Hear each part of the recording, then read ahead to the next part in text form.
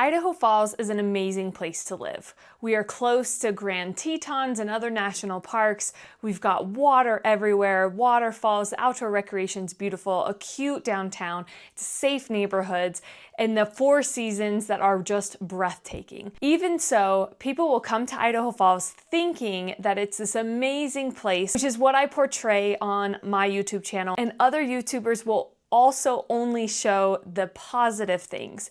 On my channel, I try to be as honest as possible. And so there are things in Idaho Falls that people literally come to visit and say, oh my gosh, this is not what I'm looking for. I do not want to move here for these reasons. So in this video, I'm going to talk about those real reasons that people decide to not move to Idaho Falls or choose a different city above Idaho Falls because of these very interesting, peculiar, and very specific reasons. You ready? Let's get started.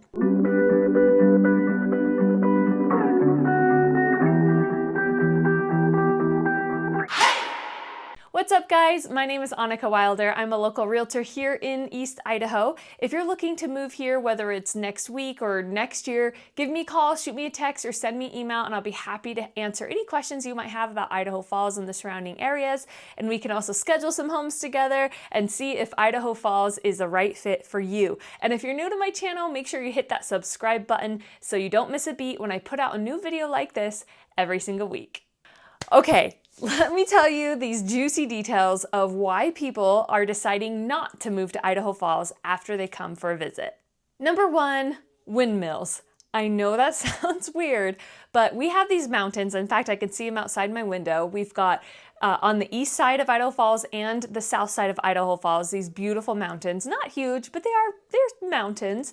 And on the very top of them, there are several, dozens, maybe tens of dozens windmills on top of these mountains. And the reason for that is it can be windy here, especially on top of the mountains, and that can provide power to the city, keeping utilities low, which is a huge pro to coming to Idaho Falls, is your electricity is going to be less than the rest of Idaho, and Idaho is less than the rest of the nation. But it comes at a cost, and it's the aesthetics.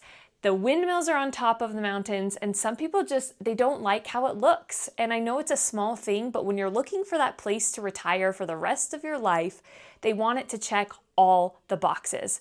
And for some, windmills takes Idaho Falls off the list. Number two, power lines. Idaho Falls has been around for a long time, and not only until recently do we have power under the ground. So a lot of our established neighborhoods all around downtown, around some of the major outlets, the streets that you drive on, there are power lines above ground. So you see these beautiful trees and these historic homes, but then they're surrounded by power lines. You also could find a brand new home, which I'll show you here, that is stunning, a 4,000 square foot home, completely brand new on 0.4 of an acre with a power line pole and lines right in your backyard. This can be a common deterrent for people looking at Idaho Falls as a potential place to live because, again, the aesthetics. Now, I don't 100% know why we have so many power lines or if there's ever any future plans that will remove those power lines and put the power in the ground. I don't know, hopefully. But for some, it crosses Idaho Falls off the list because they just don't like how many power lines there are. There are some people who want to live in a house where they can't see power lines anywhere. And we do have neighborhoods like that where there's no power lines at all in sight. But even some out in the country, if you're looking for acreage, or even new subdivisions can see power lines out in the distance. And again, that might seem like a small thing, but this is a real reason people have told me that they either don't want to move in a certain area in Idaho Falls or Idaho Falls as a whole. Number three, walkable neighborhoods. I get this call all the time. The call sounds something like this. Annika, we love your videos. We love to come to Idaho Falls. The trees, the scenic, the history, the historic neighborhoods, it all looks amazing. We think Idaho Falls will check all the boxes for us. So this is what we're looking for. We're looking for a ranch style house with 3-bedroom, 2-bath with walkable neighborhoods. We want to walk to the grocery store. We want to walk our dog around all the paths that are around. We want to hike. We love hiking and cross country skiing. And I feel for these people. I love walkable neighborhoods. I wish there were more walkable neighborhoods, but unfortunately, Idaho Falls and East Idaho in general really don't have a lot of walkable neighborhoods. See, most of the commercial space is kind of clustered together. You have downtown Idaho Falls, and then you have Ammon, and all of that is that commercial space. And then on the outskirts is a lot of the newer subdivisions and some established subdivisions that have been around since the 80s, 90s as well. Beautiful trees and lots of sidewalks, and the neighborhoods are walkable. You could walk, everybody walks in their neighborhood, but in regards to access to actual trails or being able to walk to a grocery store or a restaurant, those neighborhoods are so far and few between that it's really hard to find. There are some right by the river walk that they are beautiful single-story homes, not just apartments, but actual family homes right on the river, and you could walk to a couple restaurants and the river and all the walking paths along there. There's a neighborhood in Ammon that's by the hills, and there are some walking paths around there. And then we have some parks that have walking paths, and I have some videos about the walking areas or paths to run. But for the most part, if you're coming from like Oregon or California, it's just not as walkable as some of those big cities because we're not a big city. We are a small city. And so if you're looking for something walkable in regards to proximity to grocery stores, restaurants, coffee shops, it's really hard to find here. It does exist, but it's very, very rare. Number 4, they say it's boring. People move here and they say, oh, it looks amazing here. It looks so fun. But then they realize we've got 2 movie theaters and a drive-in, 2 bowling alleys, a couple escape rooms. We do have bars and speakeasies. We've got live music all the time. But in comparison to a large city, if you're used to the nightlife and trying a new restaurant every single weekend, you can do that here, but you'll probably try everything within the first month. Because we're a small town, there's just not as many coffee shops, restaurants, movie theaters, just big city experiences we don't have here. We've got 1 hockey team, 1 baseball team. We do have a big event center.